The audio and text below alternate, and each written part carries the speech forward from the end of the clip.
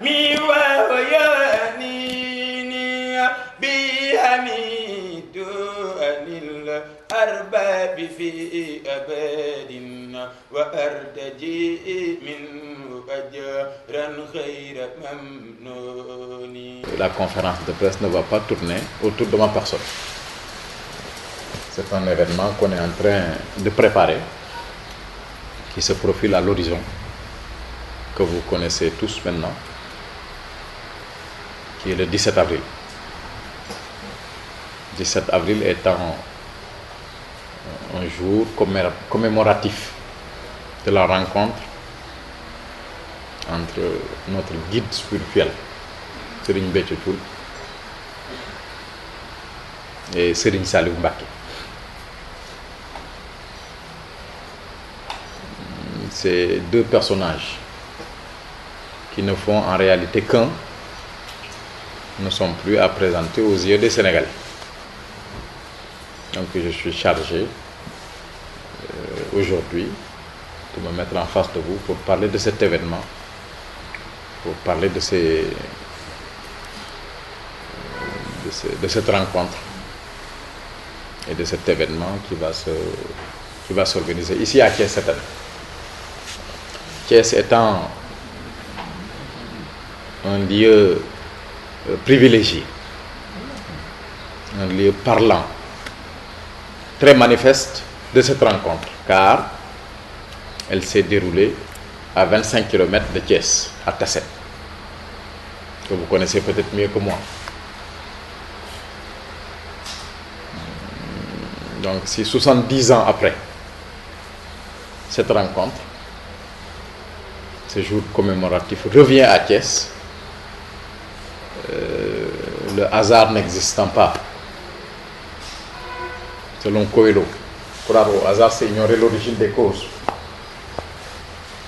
Donc ça va dans la normalité des choses. C'est un honneur, un plaisir que de revenir aujourd'hui à Thiès. Ce qui est assez particulier pour moi personnellement aussi, car j'ai fait une partie de mes études ici, notamment au lycée Malick Sy de Thiès. J'ai fait 7 ans à Thiès, donc j'ai passé toute mon adolescence ici, avant de partir en France pour continuer mes études. Donc je suis Cheikh Serigne Khadim Ngom. Sur le plan temporel, je suis cardiologue, un cardiologue imageur. C'est une surspécialisation en cardiologie. Je travaille en France, plus précisément à Bordeaux. C'est sur le plan temporel. Sur le plan spirituel, Serigne Béthio Thioune m'a élevé ce 5 mars 2016 au rang de cheikh. Donc voilà, en résumé, si je pouvais me présenter, ça serait ainsi. C'est un événement essentiel pour nous, car notre vie sur terre et là-haut est rythmée par cet événement. Je m'explique. Il nous a façonnés comme il nous a façonnés, sur le plan temporel comme sur le plan spirituel. Sur le plan temporel, on a été des jeunes étudiants. Il nous a encouragés. Il nous a poussés vers l'excellence, à être des Sénégalais, des citoyens et des républicains, à respecter nos parents, respecter nos études, avoir de l'ambition pour l'avenir. Sur le plan spirituel, sur le plan ésotérique pur, il nous a octroyé des grâces que nous-mêmes, nous ne pouvions soupçonner. Car de cette rencontre ont découlé tous ces bienfaits. que Serigne Saliou lui a octroyé. En guise d'exemple, Serigne Saliou lui a dit que quiconque te voit ou te connaît ira au paradis. Ça, c'est des dires de Serigne Saliou. C'est à croire ou ne pas croire. Celui qui te fait connaissance, qui te fait allégeance, obtient l'agrément divin. Je vous ai donné ce qu'on appelle le Sahadatul Daraini. Donc, voilà. Il nous a donné un certain niveau de connaissance sur le plan spirituel. Donc, de manière très ramassée, toute notre vie donc tourne autour de ça, sur le plan exotérique comme sur le plan ésotérique. Serigne Saliou étant l'acteur, le principal architecte de tout ça. Donc rien de plus normal que, en célébrant ce jour qui est une journée d'action de grâce, nous allons rendre grâce à Serigne Saliou pour tous ces bienfaits qu'on ne peut pas remplir pleinement dans toute sa mesure. Mais en rendant grâce à Serigne Saliou, en accompagnant Serigne Béthio dans cette action de grâce qu'il va réaliser le 17 avril, nous essayerons, parce que nous ne pourrons jamais parvenir à nos fins pleinement, de rendre grâce à Serigne Saliou pour ces bienfaits qu'on ne peut pas citer. On ne peut pas. Et l'action de grâce est une forme d'adoration. Aussi bien la prière, le fait d'aller à la Mecque, l'aumône, toutes ces formes d'adoration, l'action de grâce est une forme d'adoration. Dixit Serigne Saliou, c'est une forme d'adoration certifiée. C'est la plus élevée et elle les englobe en même temps. Car c'est une forme d'adoration qui était l'apanage exclusif des prophètes. C'est lui qui l'a enseigné sur le rituel, sur la forme. Je vais vous raconter une anecdote. Serigne Béthio est allé le voir un jour à Goth, accompagné de ses amis et de ses disciples, pour le remercier de tous les bienfaits qu'il lui a octroyés, ses études, ses bienfaits matériels. En arrivant, il lui a dit, pourquoi vous faites tout ça? Serigne Béthio dit, c'est uniquement pour vous remercier. Sant si la rek Mbàkke. Mu ne ko bis ni ki tey yàlla bég na, yonent bi bég na, te Serigne Touba bég na. Par cet acte que vous venez d'accomplir, vous obtenez le contentement de Serigne Touba, du prophète et de Dieu. Serigne Béthio en a fait sa religion. Mais Serigne Saliou lui a enseigné sur le plan pratique les modalités pratiques d'accomplissement de l'action de grâce. La notion de sacrifice est une notion primordiale. Il faut sacrifier des bêtes licites, préparer des mets abondants et succulents, les distribuer sans aucune distinction, amul xaaj, amul seen, en étant heureux et en essayant de faire plaisir à autrui, sans aucune distinction. Vous n'allez pas dire celui-là, il est blanc, l'autre, il est jaune. Celui-là est riche, l'autre, il est pauvre. Celui-là est sérère, l'autre, il est ndiago. Il n'y a aucune restriction.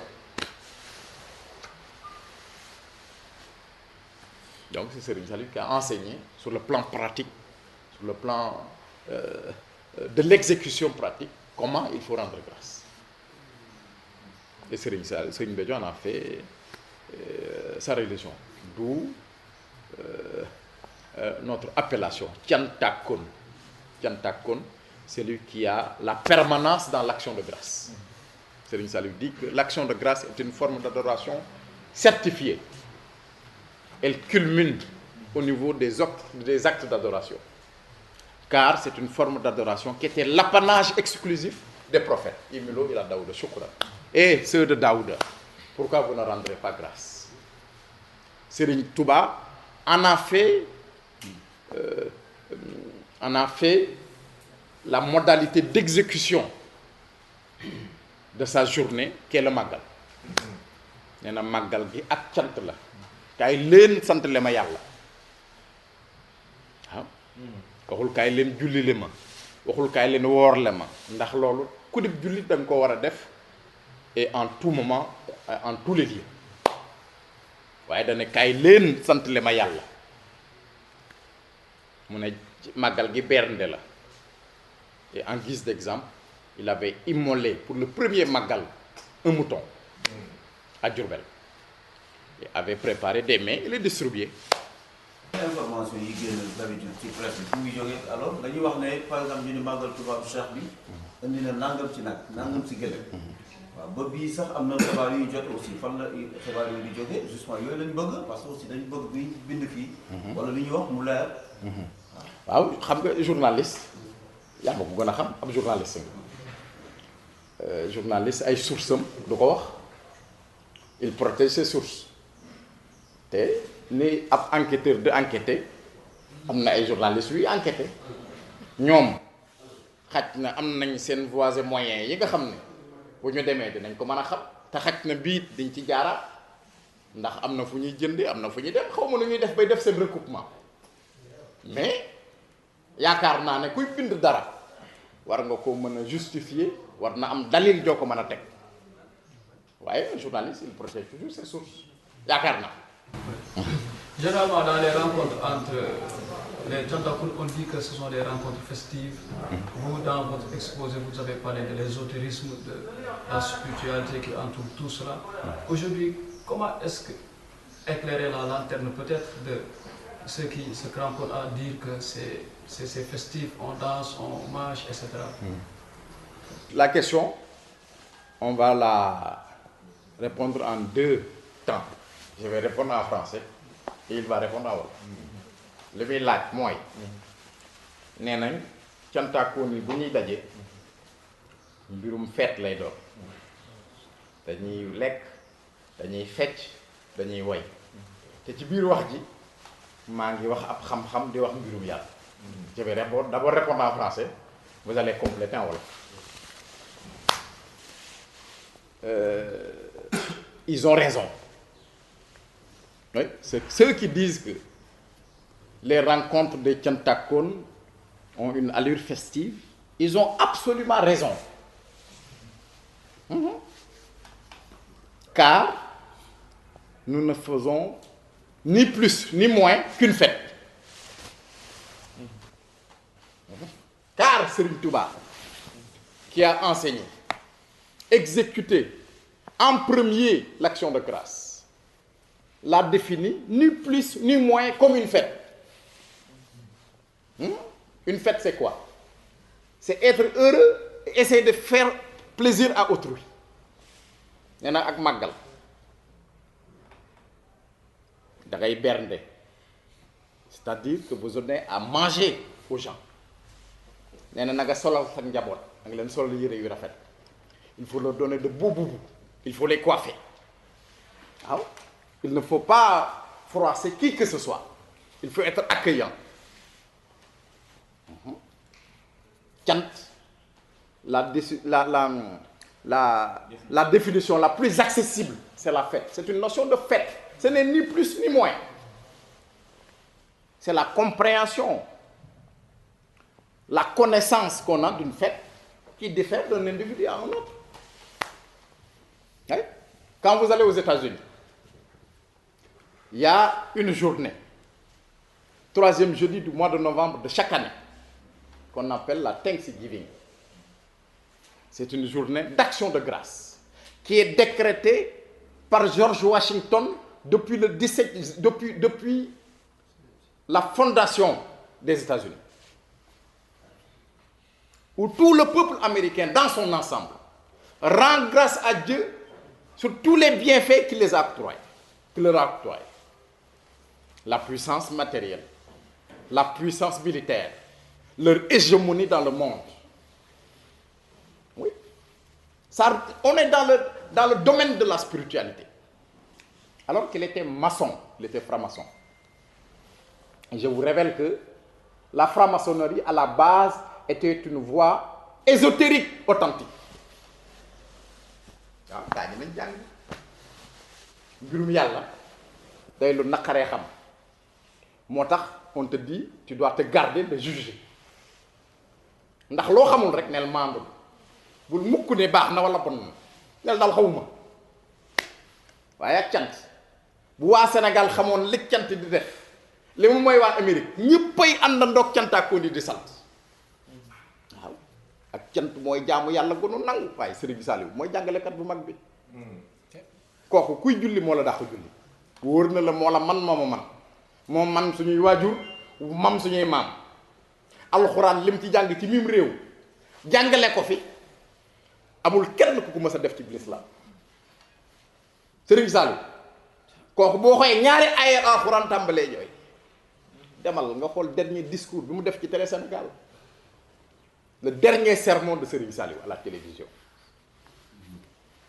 waaw nee na ak cant jaamu yàlla la waaw les bandes sont là yaa ngi dégg wax ji nee na yàllaa ko digaloon yonent yàlla Daawuda ak cant bi caaxaan de yonent yàlla Daawuda Muusa Suleymaan Ibrahima Muhammad ñooñu duñu moroomu kenn sallallahu alayhi wa sallam ñooñu yàlla nu mu ne jaamu yàlla googu yi ñoom rekk ko moom loolu nit ñi war nañ koo lijjanti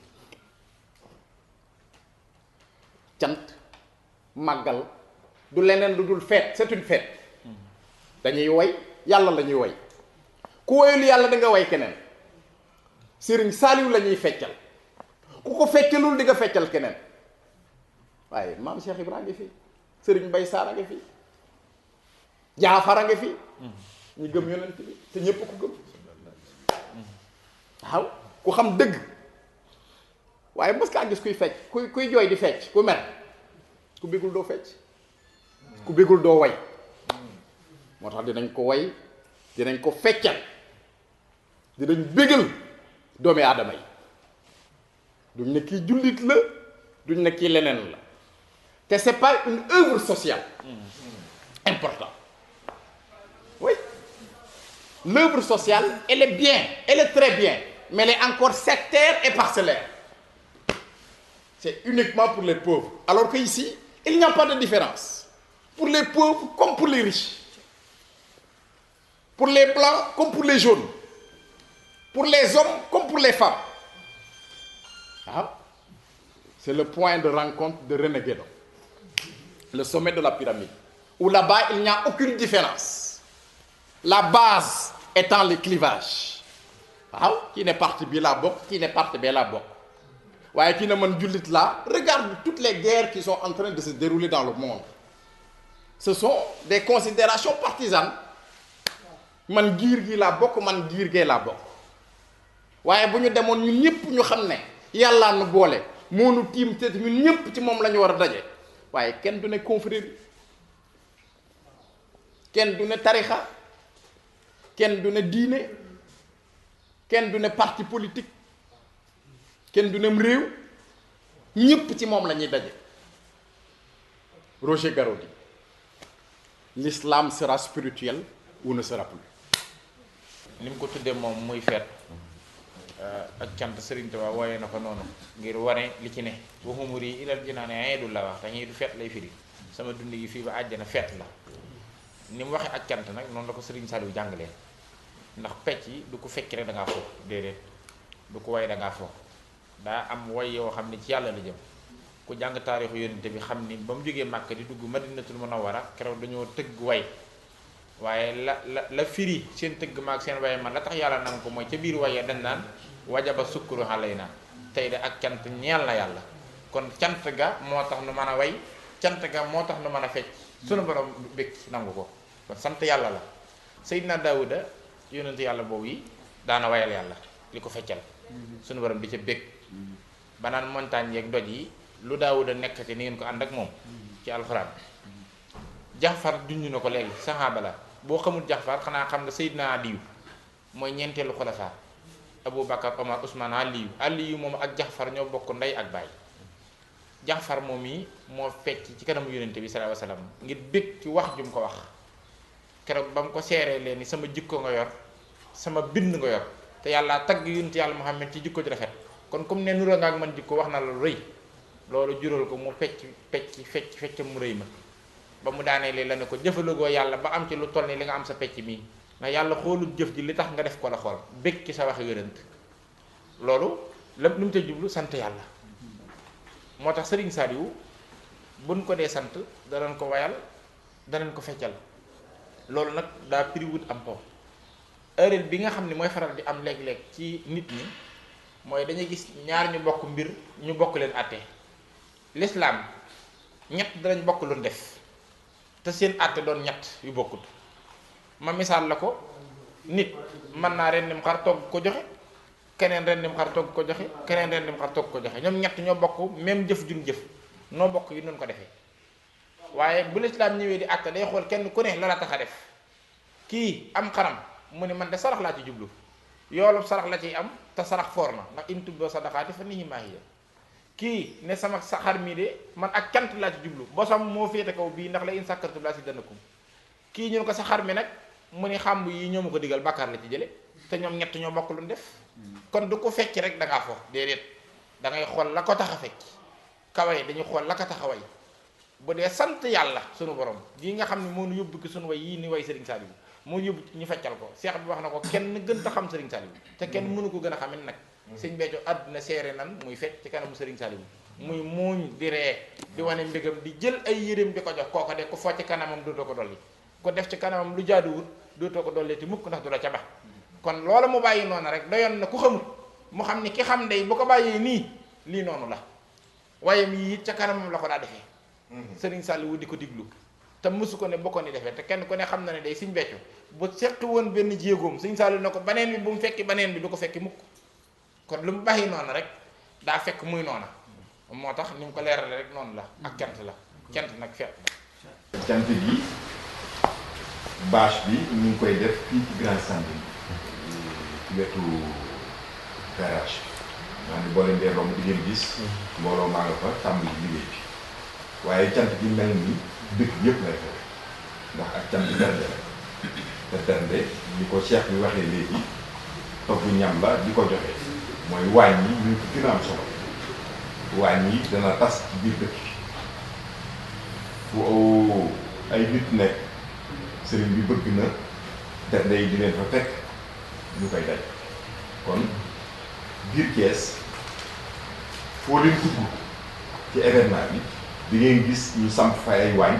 di bernde jàng waaye bâche bi sëriñ baa ngi koy def fii ci kaw tànn bi facile fa